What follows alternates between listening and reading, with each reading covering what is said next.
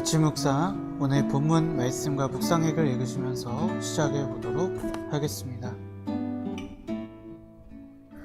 오늘 본문의 말씀은 여호수아 7장 10절에서 15절까지의 말씀입니다. 주님께서 여호수아에게 말씀하셨다. 일어나거라. 어찌하여 이렇게 엎드려 있느냐. 이스라엘이 죄를 지었다. 나와 맺은 언약, 지키라고 명령한 그 언약을 그들이 어겼고 전멸시켜서 나 주에게 바쳐야 할 물건을 도둑질하여 가져갔으며 또한 거짓말을 하면서 그 물건을 자기들의 재산으로 만들었다. 그래서 이스라엘 자손은 원수를 대적할 수 없었고 원수 앞에서 패하여 물러섰다. 그들이 자청하여 저주를 불러들여서 그들 스스로가 전멸시켜야 할 물건이 되었기 때문이다. 너희들 가운데서 전멸시켜 나 주에게 바쳐야 할 물건을 없애지 아니하면 내가 다시는 너희와 함께 있지 않겠다. 일어나서 백성들을 성결하게 하여라. 너는 그들에게 말하여라. 너희는 스스로 성결하게 하여 내일을 맞이할 준비를 하여라. 주 이스라엘의 하나님께서 이렇게 말씀하신다. 이스라엘아, 너희 가운데 전멸시켜서 주님께 바쳐야 할 물건이 있다. 그것을 너희 가운데서 제거하기 전에는 너희의 원수를 너희가 대적할 수 없다. 너희는 아침에 지파별로 나오너라. 주님께서 주사위로 뽑으신 지파는 가문별로 가까이 나오고 주님께서 주사위로 뽑으신 가문은 집안별로 가까이 나오고 또 주님께서 주사위로 뽑으신 집안은 장정별로 가까이 나오너라. 전멸시켜서 주님께 바쳐야 할 물건을 가져간 사람이 주사위로 뽑히면 그에게 딸린 모든 것과 함께 그를 불사올러 불에 태우겠다. 그가 주님의 언약을 어기고 이스라엘에서 수치스러운 일을 저질렀기 때문이다. 아멘. 아이상의 전투에서 이스라엘이 패한 이유는 이스라엘의 교만함뿐 아니라 아간의 죄 때문이었습니다. 왜 하나님은 아간의 죄를 엄중하게 물으신 것일까요? 아간은 단순히 금과 은, 옷 몇 벌을 훔친 절도를 한 것이 아니었습니다.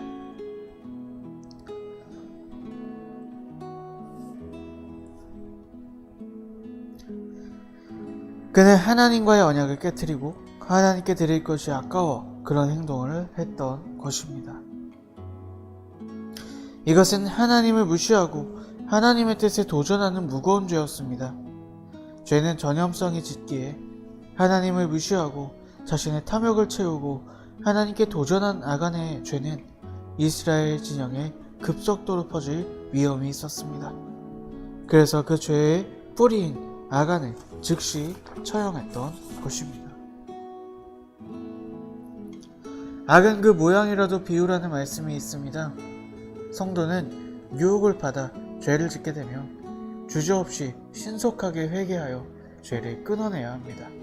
그렇지 않으면 죄의 엉겅퀴가 내 삶을 장악하게 되고 내 모든 삶이 망가지게 됨을 기억합시다.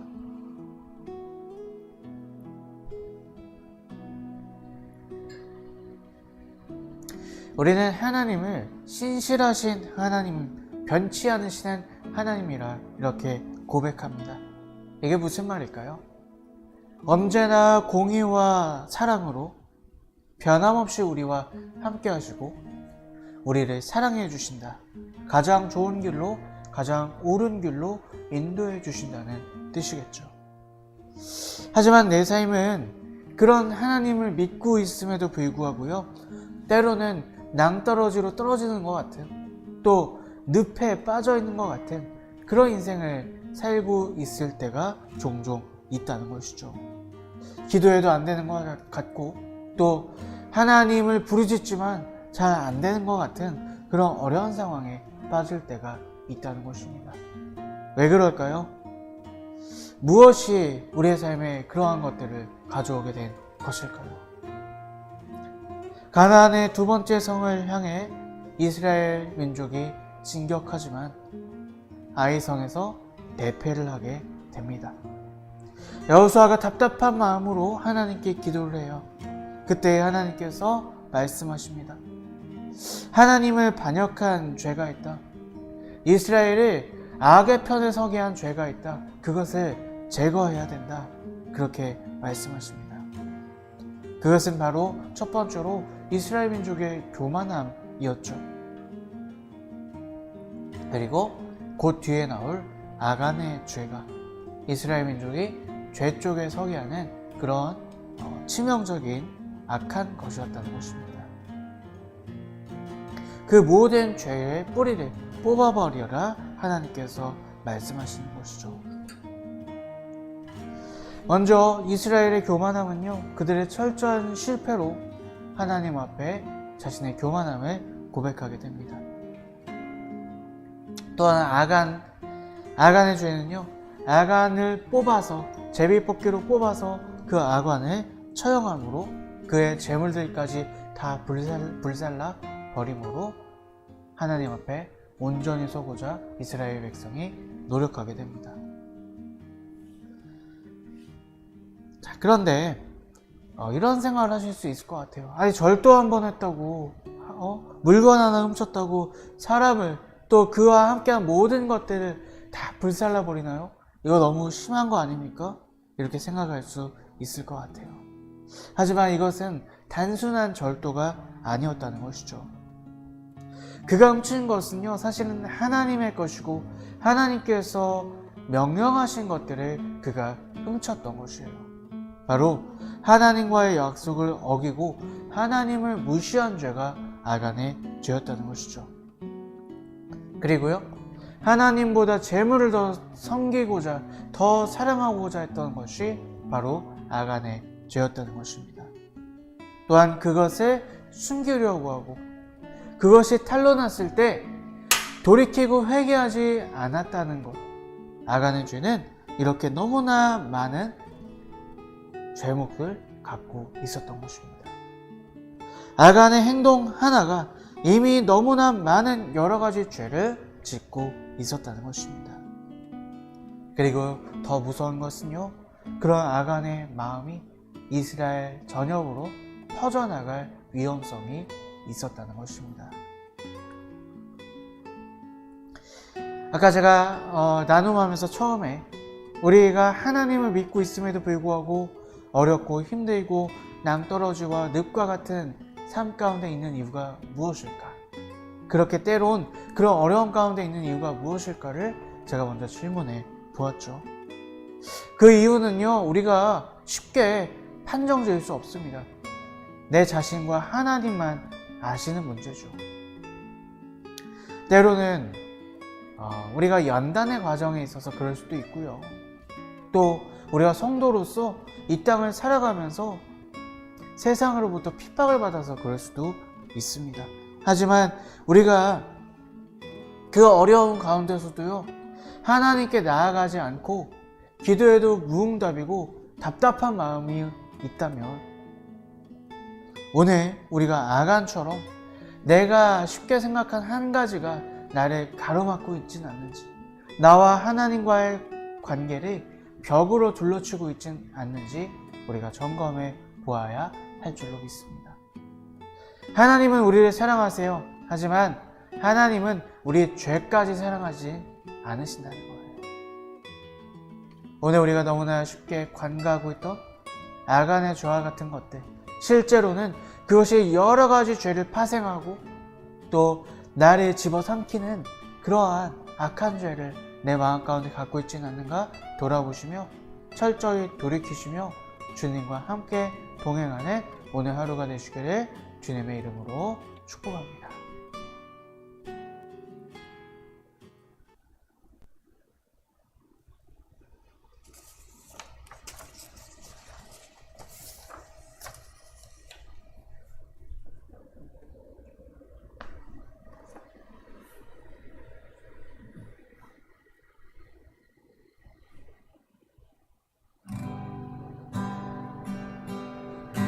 정결한 맘 주시옵소서.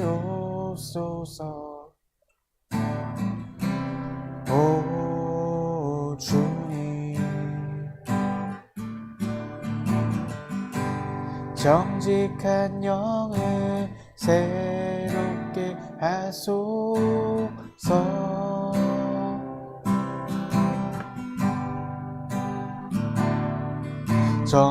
정결한 맘 주시옵소서. 오 주님, 정직한 영을 새롭게 하소서.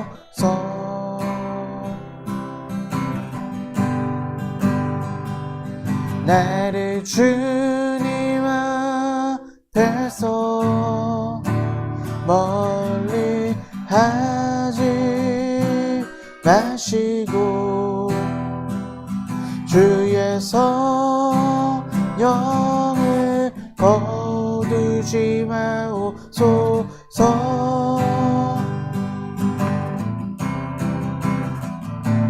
그 구원의 기쁨 다시 회복시키시고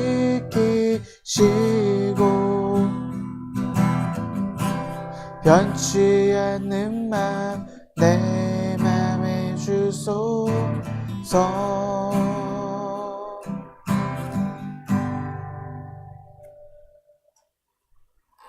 하나님 아버지, 오늘 우리가 인생을 살아갈 때에 우리가 죄를 너무 쉽게 생각하고 넘기지 않도록 주님 붙잡아 주시옵소서. 하나님과의 관계를 가로막을 수 있는 아주 작은 것들도 우리가 철저히 생각하며 돌이키며 또 그 죄 가운데 말씀으로 승리하며 이겨내며 살아가는 오늘 하루가 되게 하여 주시옵소서. 예수님의 이름으로 기도하였습니다. 아멘.